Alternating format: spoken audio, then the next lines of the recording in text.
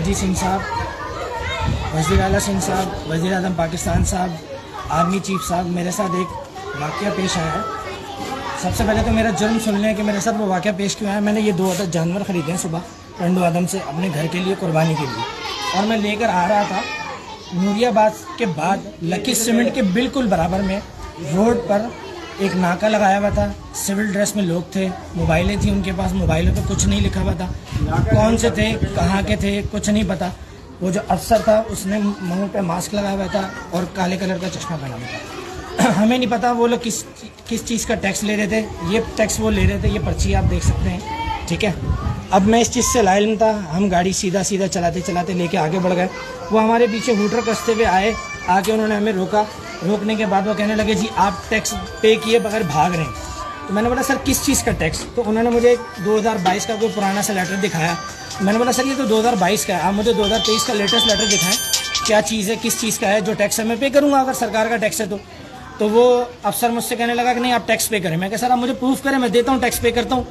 तो वो नहीं कर रहा था, बदतमीज़ी करने लगा। और मैंने उसको बोला सर आप सरकारी अफसर हैं, आप अपनी शनाख्त कैसे छुपा सकते हैं? आप मुझे अपनी शनाख्त ज़ाहिर करें, आप ये मास्क उतारें, चश्मा उतारें और मुझसे बात करें।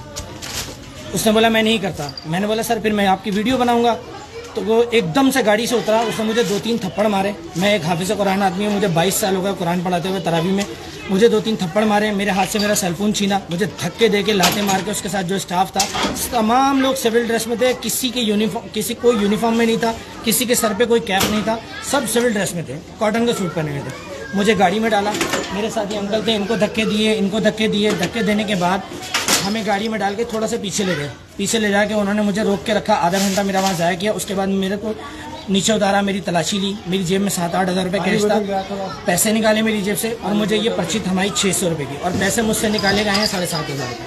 7,500 रुपये निकालने के बाद मुझे पर्ची थमाई गई है ये 600 रुपये की, जिसका कोई ना सर है ना पैर है। अब मेरा ये वीडियो बनाने का मकसद कोई पॉपुलैरिटी नहीं है या किसी की सिंपैथी हासिल करना नहीं है सर। हम लोग वैसे ही भेड़ बकरियों वाली ज़िंदगी तो गुजार ही रहे हैं सर। अगर हम सब पे इतना ये जुल्म भी होना है कि कराची में तो डकैती की वारदातें इतनी हैं कि कराची से तो माल ख़रीद नहीं सकते थे, कुर्बानी का जानवर, किस तरह से हमने पैसे जमा किए थे।